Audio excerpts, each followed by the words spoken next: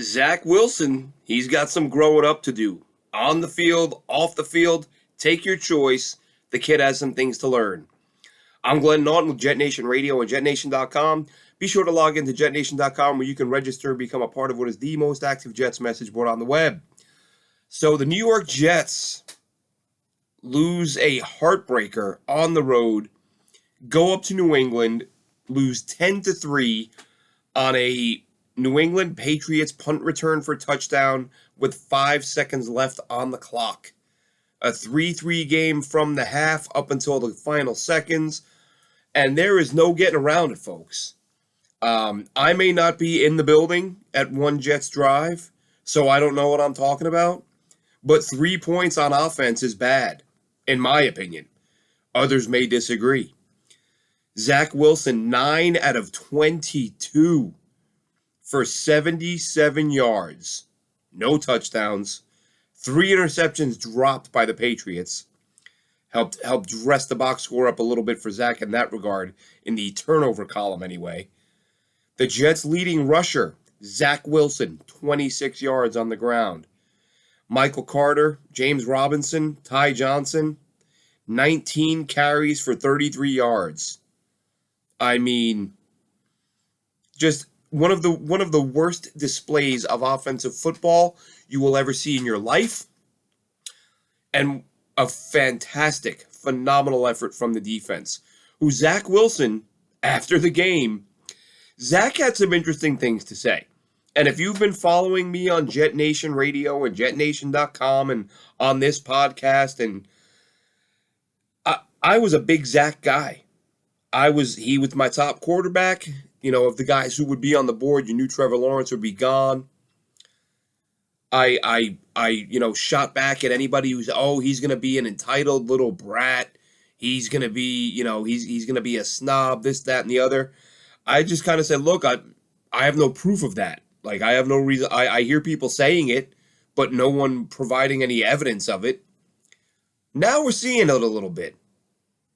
Zach Wilson, after the game, in case you missed it, he blamed the wind.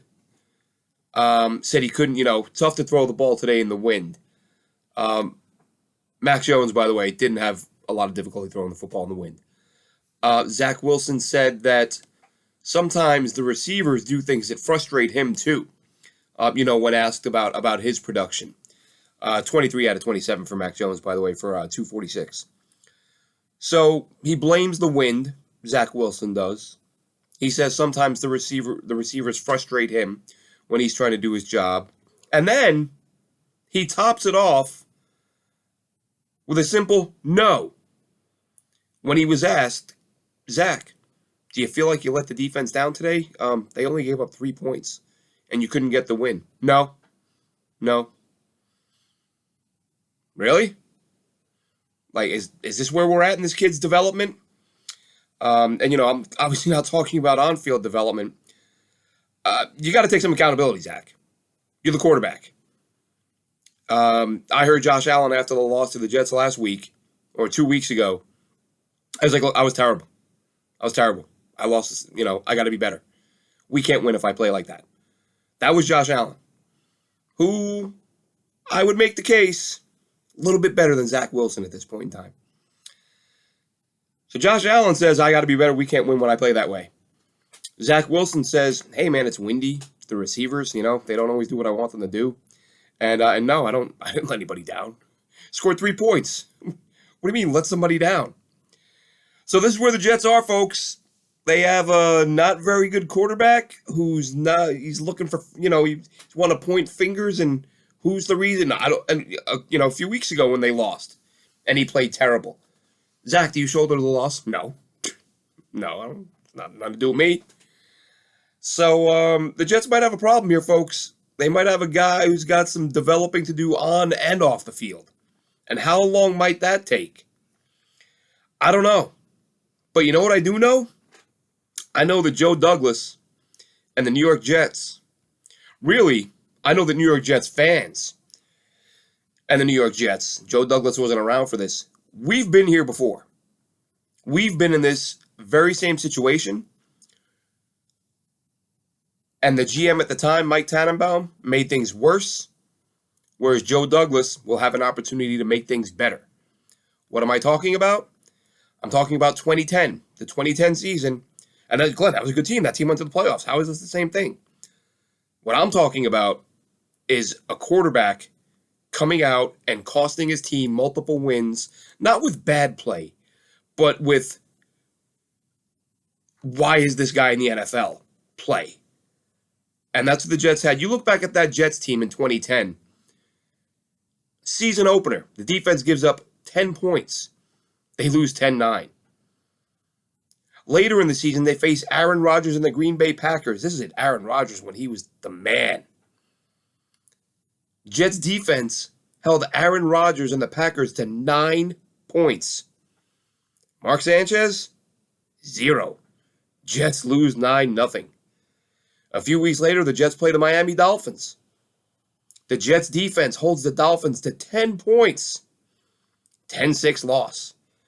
They had a 10-9 loss, a 9-0 loss, and another 10-6 loss. I mean, you can't, if you can't go out and put up a couple touchdowns a week, and especially when your defense is just playing lights out, giving you every opportunity to win a game, and you're not getting it done, it's time for the GM to look for other options. Now, Mike Tannenbaum, his solution was, let's extend Mark Sanchez. Let's give him $1 bazillion to make him our quarterback for the next 5 or 6 years. And that was because, they had, and it wasn't the 2010 season. It was a couple years later when Sanchez still wasn't very good, but, Tannenbaum reportedly felt bad for contacting Peyton Manning, which Mark Sanchez took as a real slap in the face. Hilarious. So this is where the Jets are now. You've got a defense that is ready to win today. They're beating Josh Allen. They are easily a top 3 defense in the NFL. And you've got an offense that week after week, and I got killed for this. I got killed on Twitter when Breece Hall went down, and I said, hey, Jets might be in trouble here, folks. Zach Wilson, he hasn't shown he can do a whole lot. Oh, they're 3-1 with Zach. They're winning. Leave him alone. We're doing just fine. I'm like, guys, he's not throwing any touchdown passes. It's Breece Hall. It's the Breece Hall show. Nobody wanted to hear it. Now, we've seen a couple games now where the Jets need Zach Wilson to make some throws and step up and make some plays because he doesn't have Breece Hall to lean on. And it's not happening. He's not getting better. Well, I take that back.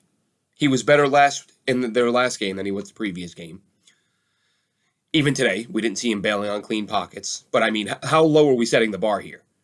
Like, what are we supposed to get excited about? This might be the first time, and I tweeted this. I think this might be the first time Robert Saleh wasn't able to say after the game, oh, Zach did some good things out there today. He couldn't, because he didn't do any good things.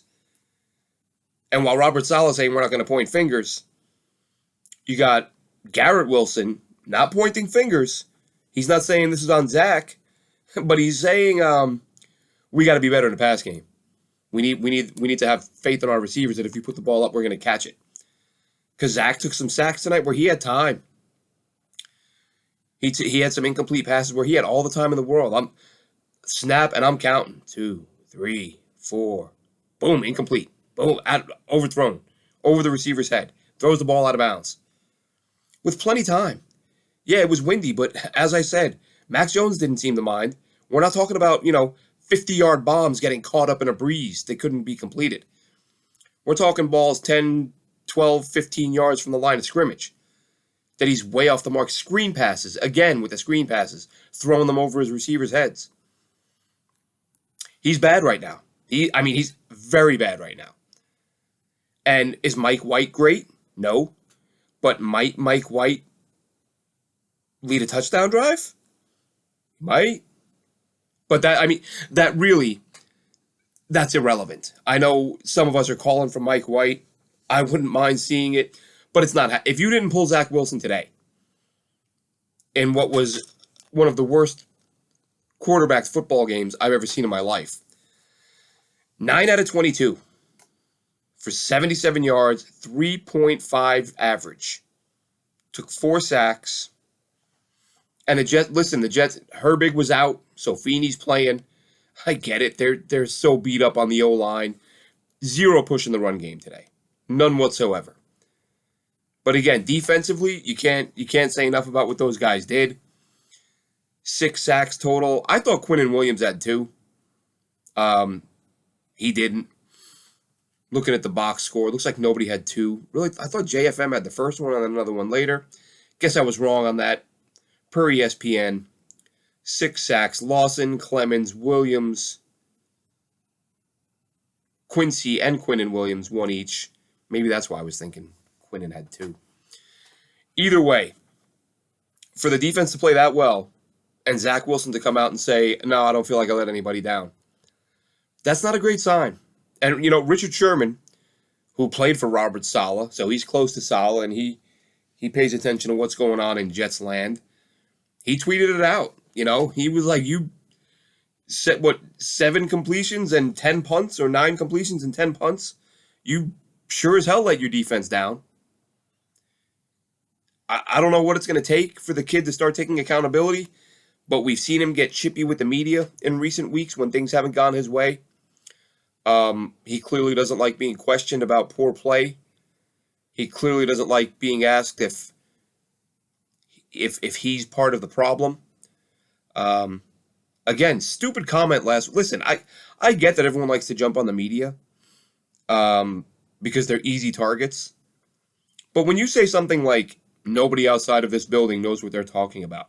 Listen, I can understand if you say, look, no one outside this building knows what the coaches are asking us to do. No one knows what the play actually is. No one knows what's being coached. No one knows what we're going. That's fine.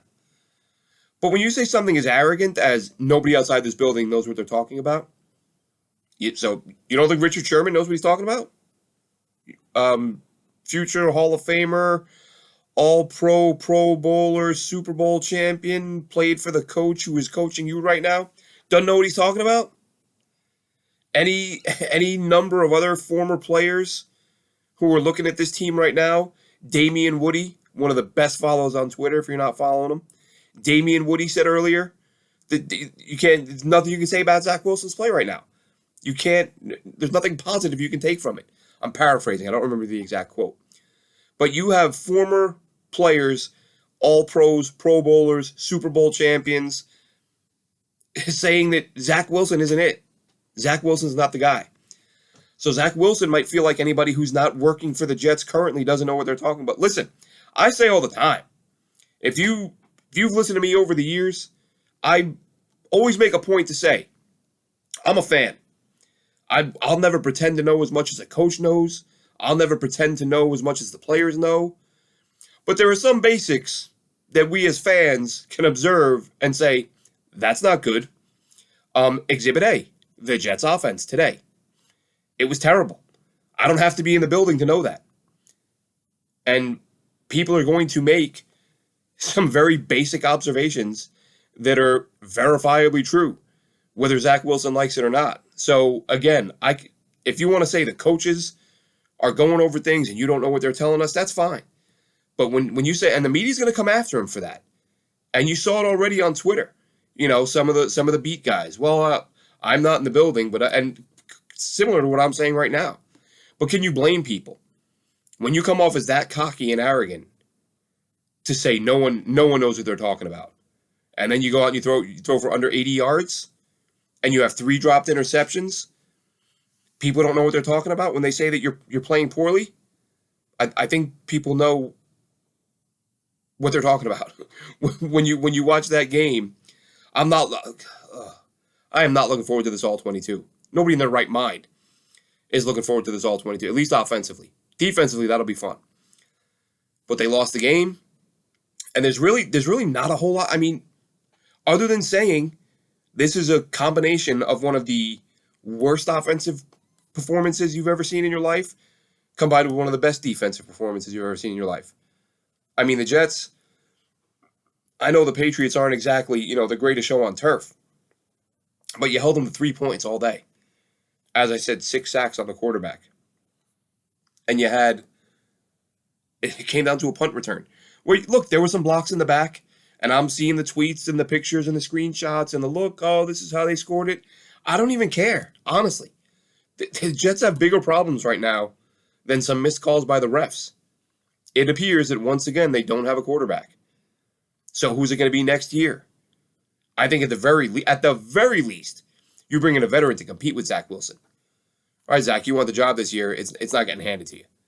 You're going to have to beat out, Derek Carr or, everyone, Jimmy Garoppolo. Those seem to be the two big names on Twitter that are flying around right now.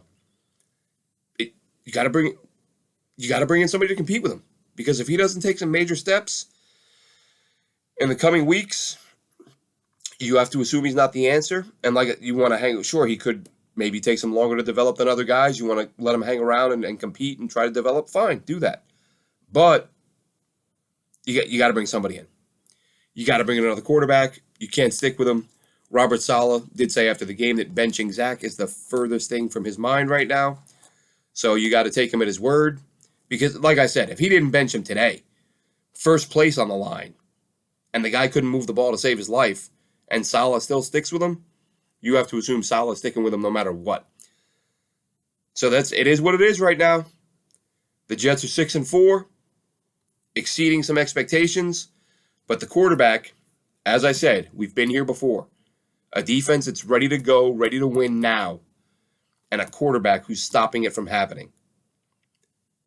Now, this GM needs to do what the last GM didn't do when they were in this situation. Fix the problem. Don't make it worse by extending him. So the ball's in Joe Douglas's court. As long as he doesn't pull a Tannenbaum, this team should be fine. Because, as I said to someone earlier, this mentality of if the GM misses on a QB, he's gone. That's ridiculous. You're going to take Joe Douglas and say, Joe's on the hot seat because the quarterback didn't work out. You know what? 18 other guys did. 19, 20, however many guys on the roster he brought in who are playing really well right now. The quarterback is the most important thing, but it's not the only thing. So Joe Douglas has put in place a foundation, a roster that can win with decent quarterback play. If he missed on Zach, so be it. Go get Carr. Go trade for a veteran from somewhere, but don't do what the last guy did.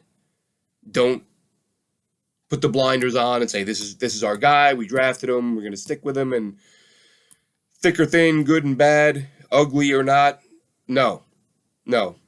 Address the position. It has to be done. I think we'll see Joe Douglas do it this offseason. He's not a dumb man. He's not going to sit by and let Zach Wilson waste entire football seasons, because it certainly looks like that's what's about to happen. Listen, anything's possible, but how anyone could watch the way Zach Wilson played this week, and really most of the time that he's been back, as I said, yeah, they've been winning some games, but a lot of it despite him. If you can look at everything Zach Wilson's full body of work this season, there's some moments you can say, yeah, I'm hopeful because of this or that, but you can't look at this full season and say, yeah, he's the guy. Not a chance. Not a chance in hell. That'll do it for me for the game recap. We will be live Thursday night, JetNation Live, Dylan Terman and myself. Check out last week's episode if you're into the draft talk. We did a ton of draft talk with no game to recap. I believe the last 45 to 50 minutes of the show was draft talk, and we'll have a lot to say, I'm sure, this Thursday night, live, JetNation Live. Check us out. It'll be on Twitter. Give me a follow at AceFan23 and Dylan Terman at DTerman on Twitter, and give us a follow at JetNation.com. As I said, log in, register, jump into the forums, and jump into the fray. That'll do it for this one. Have a good one, Jets fans.